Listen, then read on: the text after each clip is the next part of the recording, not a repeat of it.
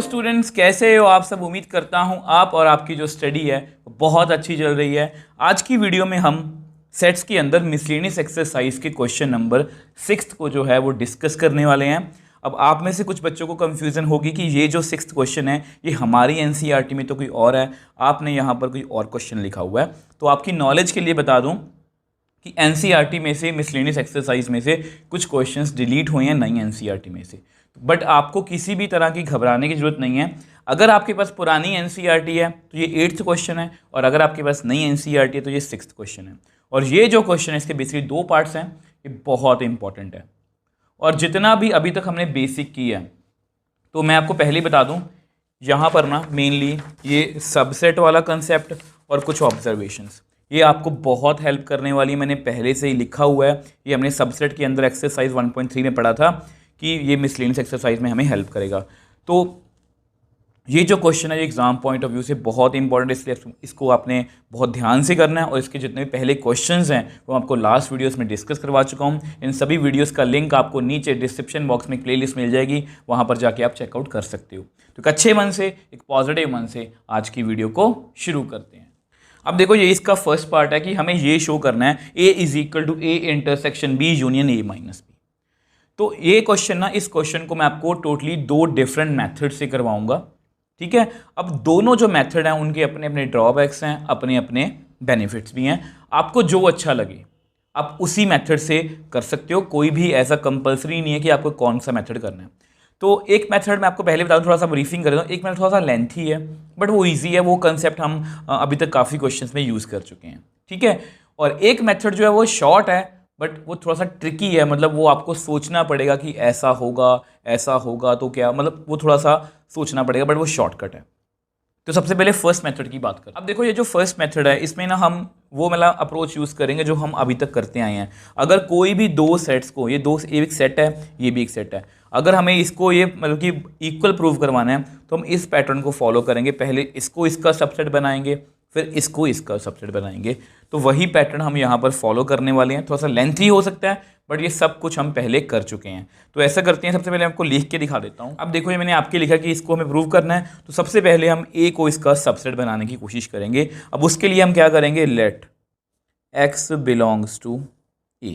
हमने एक एलिमेंट मान लिया x बिलोंग्स टू A। अब इस एलिमेंट को किसी तरह से मैं इसमें पहुंचा दूंगा तो ये इसका सबसेट बन जाएगा, मतलब इसका हर एक एलिमेंट दूसरे सेट में प्रेजेंट है तो ये इसका सबसेट बन जाएगा।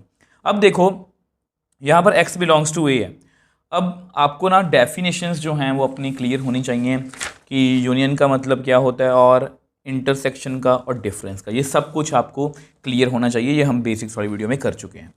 अब देखो, यहाँ पर ना 2 ऑप्शंस हैं। यहाँ पर ये हो सकता है now x belongs to B, और ये भी हो सकता है कि x जो है वो B को बिलोंग ना करे। देखो, 2 ही ऑप्शन होगी। हमने मान लिया कि x A में है। अब ये हो सकता है कि x B में होगा या x B में नहीं होगा। बहुत सिंपल सी बात है, कोई भी आप एक एलिमेंट उठा लो।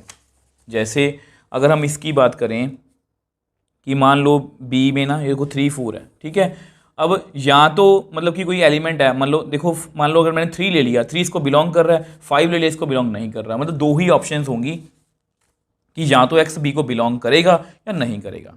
अब देखो, केस 1 की बात कर लेते हैं कि x बिलोंग्स टू B।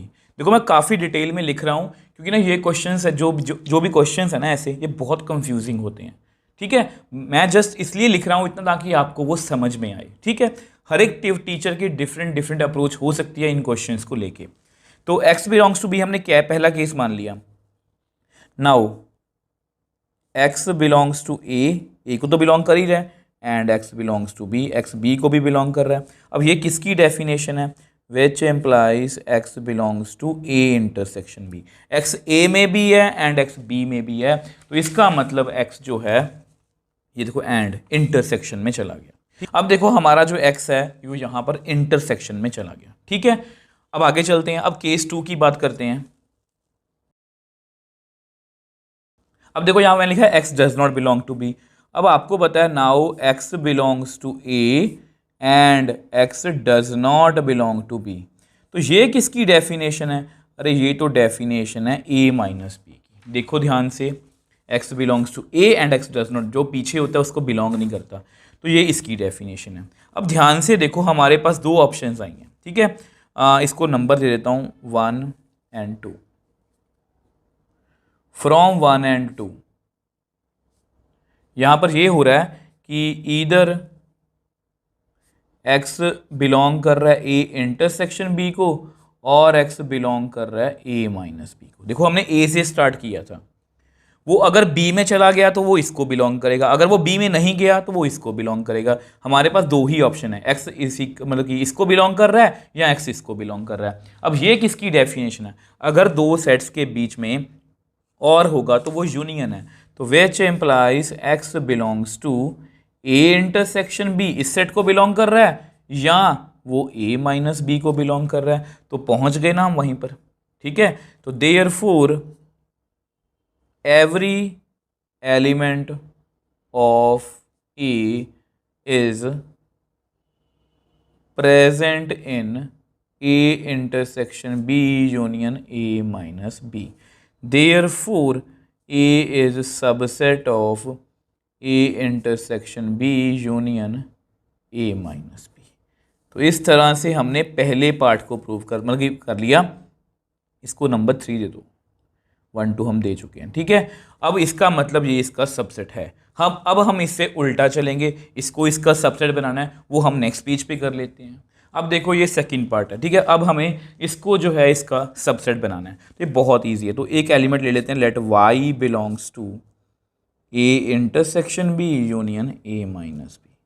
अब आप मेरे को बताओ, जस्ट उल्टा ही करना है। इसकी डेफिनेशन क्या है यूनियन की, इसका मतलब ये है y belongs to a intersection b, या तो इसको बिलोंग कर रहा है या y a माइनस b को बिलोंग कर रहा है। अब अभी अभी हमने डेफिनेशंस देखी हैं, इसका मतलब पता क्या है, इसका मतलब है y belongs to a and y belongs to b, ठीक है। थोड़ी पार्टीशन कर देता हूँ मैं, इसका मतलब ये है, यहाँ पर और लिख लेते हैं और करके, ठीक है।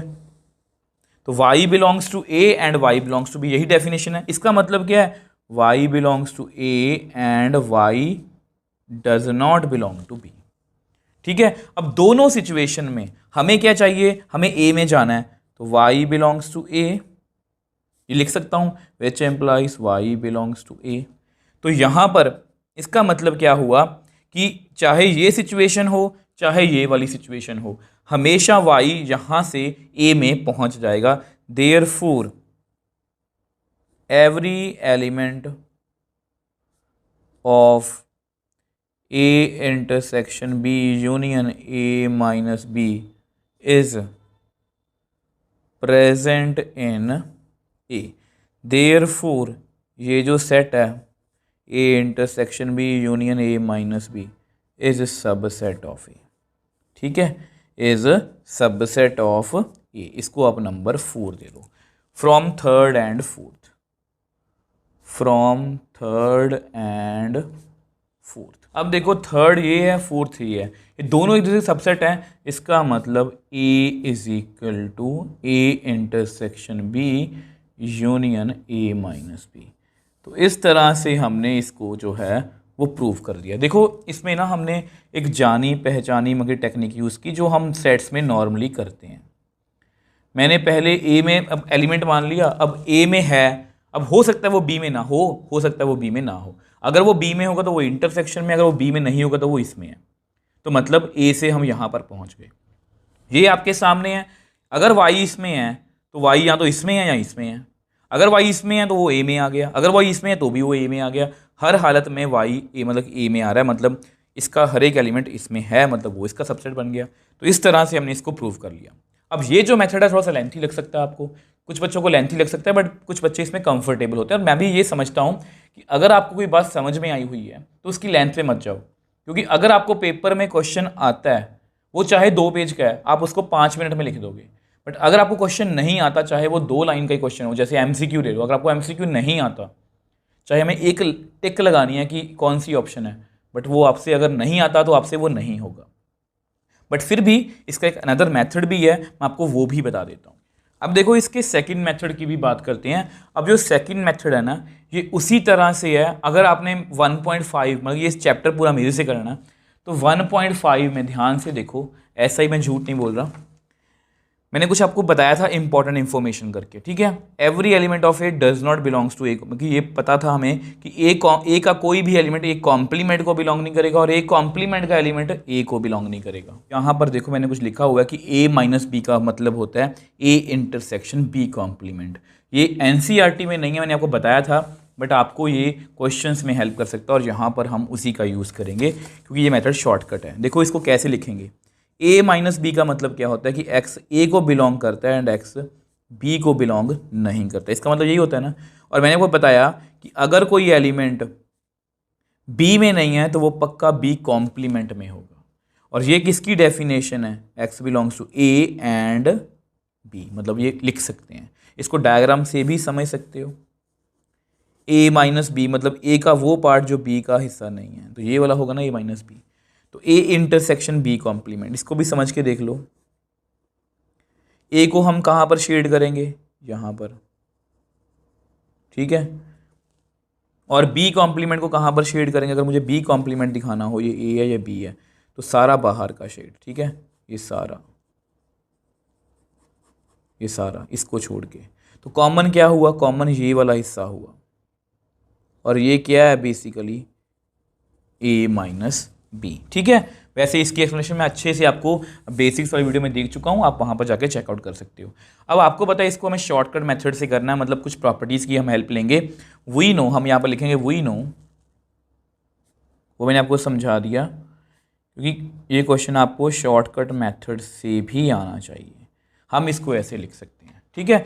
तो which implies A is equal to A intersection B union A intersection B complement, इतना लिख लिया। अब इसका हमें फ़ायदा क्या हुआ, देखो ध्यान से इस चीज़ को देखो, ए इंटरसेक्शन, तो यहाँ पर मैं प्रॉपर्टीज़ का यूज़ करूँगा। और प्रॉपर्टीज़ देखो आपको याद होगा, ये रही, हाँ जी, डिस्ट्रीब्यूटिव प्रॉपर्टी। ये बहुत इंपॉर्टेंट है कि मैं यूनियन को डिस्ट्रीब्यूट कर सकता हूँ। ध्यान से देखो, ए इंटरसेक्शन, मैं इसको लिख के दिखाता हूँ। यहाँ पर लिखा हुआ है मैंने A intersection B union A intersection C. तो बेसिकली मैंने क्या किया है, दोनों में से ए इंटरसेक्शन को कॉमन निकाल लिया। अंदर कितना रह गया, बी यूनियन सी, ये दोनों बाहर आ गए ना। तो सेम यहाँ पर भी हम करने वाले हैं। तो आपको पता है यहाँ मैंने मेंशन कर दिया कि बाय डिस्ट्रीब्यूटिव प्रॉपर्टी, इसको मैंने ऐसे लिख सकता हूँ। देखो बेसिकली करना क्या है, ए इंटरसेक्शन, तो उसको कॉमन बाहर लिख लो। अंदर कितना रह जाएगा, अकेला बी रह गया, यहाँ पर यूनियन रह गया, ये बाहर है तो यहाँ पर बी कॉम्प्लीमेंट रह गया। इतनी बात आपको क्लियर है। अब यहाँ पर फिर समझने वाली बात है, ये जो बात है ना, ये भी हम पहले कर चुके हैं। ऐसा करते हैं उसको नेक्स्ट पेज पे डिस्कस करते हैं। अब देखो ध्यान से देखो, बी यूनियन बी कॉम्प्लीमेंट, इसको भी हम पहले कर चुके हैं। ऐसा कोई भी चीज़ नहीं है जो हमने पहले नहीं की होगी। ए यूनियन ए कॉम्प्लीमेंट, मुझे ढूंढ, ये रहा complement law. A union A complement कितना होता है, यूनिवर्सल सेट। अगर आपको ये समझ में नहीं आता, देखो कुछ भी क्रैम नहीं करना। मान लो यूनिवर्सल सेट है 1 2 3 4 5, ए मान लो, बी मान लो, चलो बी है 2 और 4। आप मेरे को बताओ बी कॉम्प्लीमेंट कितना होगा, 2 और 4 छोड़ दो, 1 3 और 5। इनकी अब यूनियन करना, क्या क्या आएगा, 1 आएगा, 2 आएगा, 3 आएगा, 4 आएगा, 5 आएगा। तो बेसिकली क्या बना, यूनिवर्सल सेट, ठीक है। यहाँ पर मैं मेंशन कर देता हूँ प्रॉपर्टी को। अब देखो यहाँ मैंने मेंशन कर दिया कि बाय कॉम्प्लीमेंट लॉ ये कितना होता है, यूनिवर्सल सेट। इसको मैं जान के थोड़ा सा जानबूझ के ऐसे लिखता हूँ ताकि आपको इसको यूनियन और यूनिवर्सल सेट में कंफ्यूजन ना हो। तो इसको मैंने क्या लिख दिया, यूनिवर्सल सेट। अब ये भी हमने पढ़ा हुआ है, इसको मैं आपको बता भी देता हूँ। अगर मान लो ये यू है ना, मान लो ए है 1 2 3, आप मेरे को इतना बताओ ए और यूनिवर्सल सेट का इंटरसेक्शन कॉमन बताओ क्या है, 1 2 3 1 2 3, मतलब इन दोनों में कॉमन क्या आएगा, 1 2 3। और ये क्या है, ए। हमेशा हमने सीखा था कि इंटरसेक्शन में ना हमेशा छोटा आंसर आता है और यूनियन में हमेशा बड़ा आंसर। जैसे अगर मैं यूनिवर्सल सेट की यूनियन करूँ ए के साथ तो यूनिवर्सल सेट आंसर आएगा। अगर मैं यूनिवर्सल सेट की इंटरसेक्शन करूँ ए के साथ तो ए में छोटा सेट आंसर आएगा। तो यहाँ पर मैं लिख देता हूँ। तो ये जस्ट मैंने आपकी नॉलेज के लिखा है, इतना आपको पेपर में एक्सप्लेन करने की जरूरत नहीं है कि इसका आंसर हमेशा कितना आता है, ए। तो which implies A is equal to A intersection union, कितना आएगा आंसर इसका A, which implies A is equal to A. ठीक है, तो इसका मतलब left hand side is equal to right hand side, therefore A को मैं ऐसे जो है वो लिख सकता हूँ, क्योंकि हमने यहाँ मुझे दोनों को पैरेलल लेके चले थे और दोनों आपस में इक्वल आ गए, तो मैं लिख सकता हूँ हैंस प्रूव्ड। और इसमें समझने को कुछ भी नहीं है, दोबारा से बता देता हूँ। सबसे पहले देखो हमने यहाँ से स्टार्ट किया था, इसको मैंने ऐसे लिखा ए इंटरसेक्शन बी कॉम्प्लीमेंट, इसका मतलब भी मैंने आपको समझा दिया कैसे लिखा। अब ए इंटरसेक्शन दोनों में से मैंने कॉमन ले ली, तो अंदर बी यूनियन बी कॉम्प्लीमेंट आ गया। अब बी यूनियन बी कॉम्प्लीमेंट कितना होता है, यूनिवर्सल सेट। ठीक है, यूनिवर्सल लिखा। अब इन दोनों की इंटरसेक्शन कितनी आएगी, छोटा सेट मतलब ई। तो इस तरह से हमने इसको प्रूव कर लिया। आपको जो मेथड अच्छा लगे आप उसी मेथड से जा सकते हो, ऐसा कोई भी हार्ड एंड फास्ट रूल नहीं है कि आपको इसी से करना है या पहले से ही करना है, आपको जो अच्छा लगे आप उसी से कर सकते हो। अब देखो ये उसी क्वेश्चन का सेकंड पार्ट है। ठीक है, तो सेम वही कहानी है, इसको हम दो मेथड से करेंगे, एक जो ट्रेडिशनल मेथड है और एक जो प्रॉपर्टीज़ की हेल्प से हम करेंगे। दोनों मेथड आपको आनी चाहिए, तो इसमें भी हम इसको बराबर प्रूव करवाना है, मतलब इसको हम इसका सबसेट बनाएंगे और इसको हम इसका सबसेट बनाएंगे। इससे पहले पार्ट में भी मैं आपको बता चुका हूँ। तो सबसे पहले यहाँ पर क्या करेंगे, लेट, अब आप फेमिलियर हो, x belongs to A union, मैंने कोई एलिमेंट मान लिया, अगर ये एलिमेंट यहाँ पर पहुँच गया मतलब ये इसका सबसेट है। तो आपको पता है यूनियन की डेफिनेशन क्या कहती है, यूनियन की डेफिनेशन कहती है कि एक्स बिलोंग्स टू ए और एक्स बिलोंग्स टू बी, या तो एक्स ए में होगा या एक्स बी माइनस ए में होगा, यही कहती है ना। तो अगर एक्स ए में है, ठीक है, एक्स ए में, इसको ऐसे ही रहने दो, हमें ए चाहिए। अब इसका मतलब क्या है, इसका मतलब इसकी डेफिनेशन मैं लिखूं तो दोबारा से लिखता हूँ, इसका मतलब है एक्स बिलोंग्स टू ए और एक्स बिलोंग्स टू, इसकी डेफिनेशन क्या कहती है, B and X does not belong to A. इसका मतलब ये है कि एक्स बी माइनस ए की डेफिनेशन क्या होगी, एक्स बी को बिलोंग करता है बट ए को नहीं, मतलब बी के वो सारे एलिमेंट जो ए को बिलोंग नहीं करते, इसको ऐसे लिखेंगे। अब यहाँ से हमें क्या चाहिए, एक्स बिलोंग्स टू ए, और यहाँ से हमें क्या ले चाहिए, एक्स बिलोंग्स टू बी। तो एक्स बिलोंग्स टू ए और एक्स बिलोंग्स टू बी, ये किसकी डेफिनेशन है, which implies X belongs to A union B. तो every element of A union B minus A is present in A union B. Therefore, A union B minus A is subset of A union B. तो इस तरह से हमने पहला part तो कर लिया, इसको आप नंबर 1 दे दो। अब सेम वे से इसका सेकंड पार्ट, इसका रिवर्स प्रूव करेंगे, उसको हम नेक्स्ट पेज पे सॉल्व कर लेते हैं। अब देखो, अब हमें इसका सेकंड पार्ट प्रूव करना है कि ये भी इसका सबसेट है, तो इसमें कोई एलिमेंट मान लेते हैं, let y belongs to A union B. तो इसका मतलब क्या है, इसका मतलब यही है ना कि वाई या तो ए को बिलोंग करता है या वाई बी को बिलोंग करता है, इसका मतलब यही है। तो अगर वाई ए को बिलोंग करता है, ये हमें हेल्प कर देगा, ये तो इसको ऐसे ही लिख लो, वाई बिलोंग्स टू ए और वाई बिलोंग्स टू बी। अब देखो यहाँ पर ना मुझे आपको एक बात समझानी है, ठीक है, वाई बिलोंग्स टू बी, इसको कैसे लिखेंगे। अब ध्यान से मेरी बात सुनना।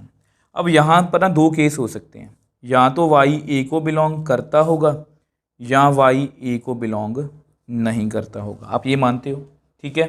तो देखो, अगर तो वाई बी को बिलोंग कर रहा है और वाई ए को भी बिलोंग कर रहा है, तो यहाँ से भी ना हमें फ़ायदा ही होगा। इसको ऐसे लिखने दो, वाई बिलोंग्स टू ए, क्योंकि यहाँ पर हमें फ़ायदा हो रहा है, क्योंकि ए हमें चाहिए। अगर तो which implies Y belongs to B and Y does not belong to A, इसका मतलब वाई पता किसको बिलोंग करता है, इसका मतलब वाई बिलोंग करता है बी माइनस ए को, वो बी में है बट ए में नहीं। और यहाँ से अगर हम तीन सिचुएशंस देखें, यहाँ पर हम तीन सिचुएशंस देखें, इनको मैं थोड़ा सा हाईलाइट करता हूँ, ये वाली सिचुएशन, ये वाली सिचुएशन और ये वाली सिचुएशन। In all three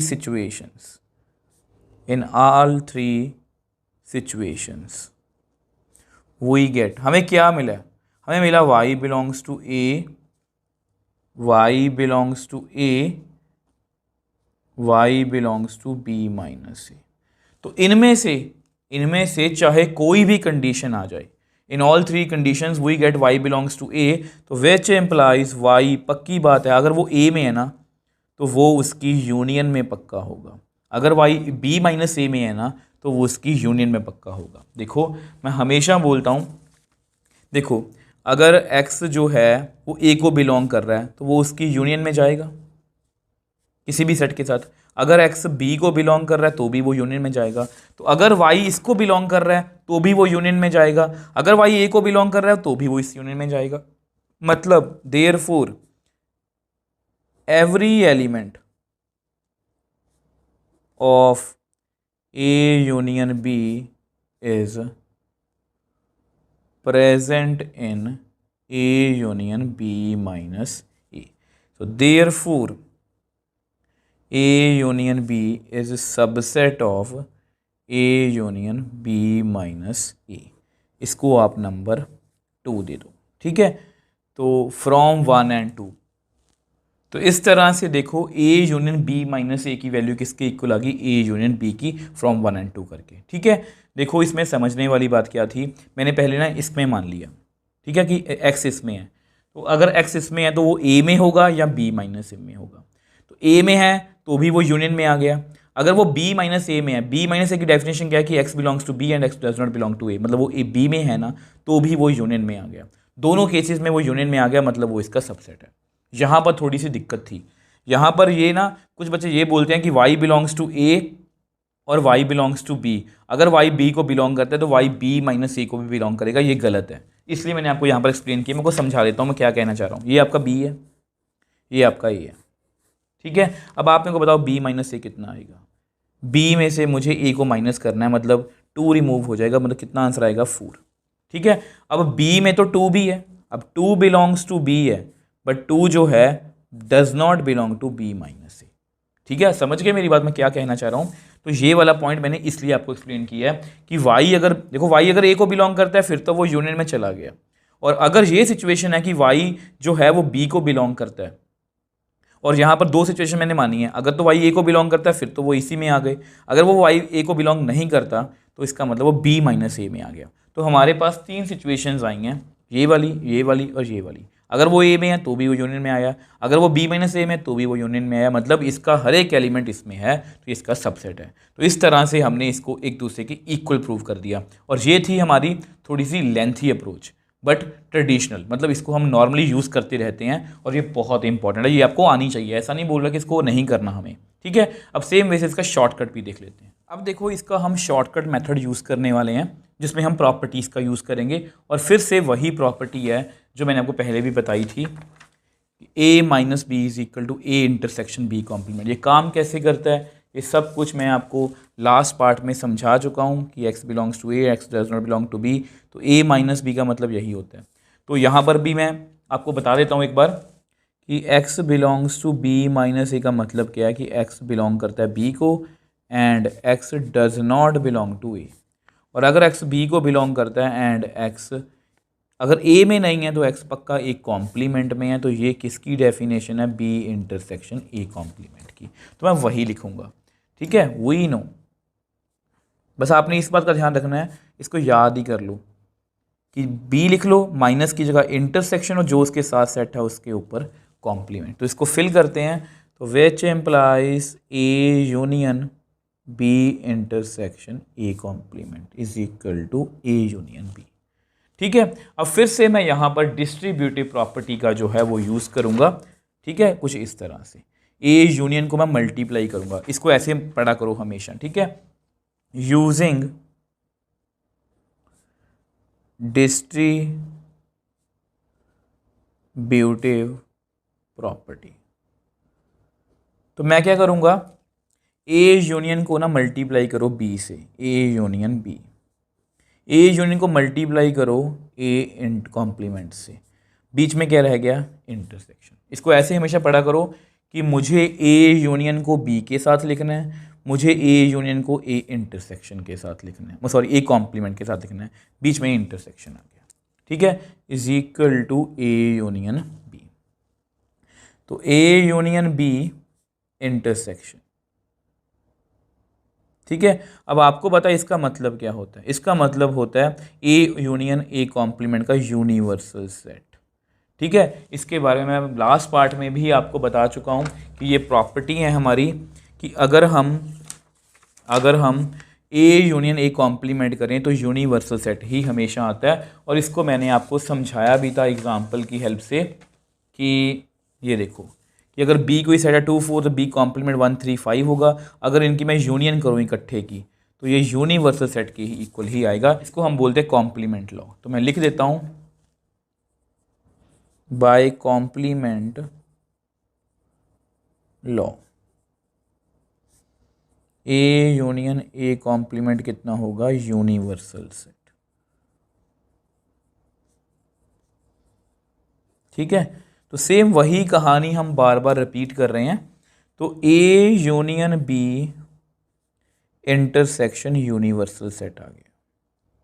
ठीक है, अब आपको पता है मैंने आपको फिर से समझाया था कि अगर मैं किसी भी सेट की यूनिवर्सल सेट के साथ मतलब कि इंटरसेक्शन करता हूँ, ठीक है, इंटरसेक्शन, तो इंटरसेक्शन अगर हम करते हैं तो हमेशा छोटा सेट आंसर आता है। तो मैं आपको लिख के दिखा देता हूँ। देखो ये मैंने प्रॉपर्टीज़ में आपको बताया था कि अगर यूनिवर्सल सेट की किसी के साथ भी इंटरसेक्शन करेंगे, यूनिवर्सल सबसे बड़ा होता है तो छोटा सेट ही हमेशा आंसर आता है। तो इसका मतलब इसका आंसर कितना आएगा, A union B is equal to A union B.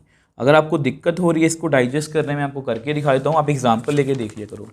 Universal set लिख लो 1 2 3 4 5, ए कोई सेट लिख लो 1 2, बी कोई सेट लिख लो 2 3, इनके यूनियन करो, कितना आंसर आया 1 2 3। अब इन दोनों का इंटरसेक्शन कर दो, इन दोनों में कॉमन क्या आएगा 1 2 3, मतलब इसका आंसर कितना आएगा, यूनियन बी ही आएगा, छोटा सेट ही आंसर आएगा। तो इस तरह से हमने जो अपना पार्ट है वो left hand side is equal to right hand side आ गया। इसका मतलब ये दोनों आपस में क्या हैं, इक्वल।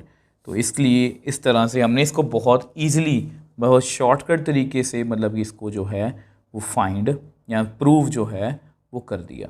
सबसे पहले मैंने वही माइनस को चेंज किया इंटरसेक्शन कॉम्प्लीमेंट में, उसको मैं डिस्ट्रीब्यूटिव लॉ लगाया। ठीक है, तो आपको पता है कि ये जो कितना होता है यूनिवर्सल सेट, अगर यूनिवर्सल सेट की किसी भी सेट के साथ इंटरसेक्शन करेंगे तो छोटा सेट ही आंसर आएगा। तो इस तरह से हमने इसको प्रूव कर लिया। मैंने आपको दोनों मेथड जो मेरी नॉलेज में थे आपको बताए हैं। आपको जो मेथड अच्छा लगे, जो जिसमें आप ज़्यादा कंफर्टेबल हो, आप उसी को करना। कोई भी जोर ज़बरदस्ती नहीं कि आपको यही मेथड करना है, आपको जो अच्छा लगे। अगर आपको कोई और टीचर ने और ज़्यादा इजी मेथड बताया तो आपको वही करना चाहिए। मेरी नॉलेज में ये दोनों मेथड अच्छे थे, मैंने आपको बता दिए। अगर आपको फिर भी कोई डाउट आप मुझे नीचे कमेंट बॉक्स में लिख सकते हो, मैं हमेशा आपका रिप्लाई करने की कोशिश करता हूँ। अगर आपको वीडियो थोड़ी सी भी हेल्पफुल लगी तो वीडियो को लाइक कीजिए, शेयर कीजिए और चैनल को सपोर्ट कीजिए।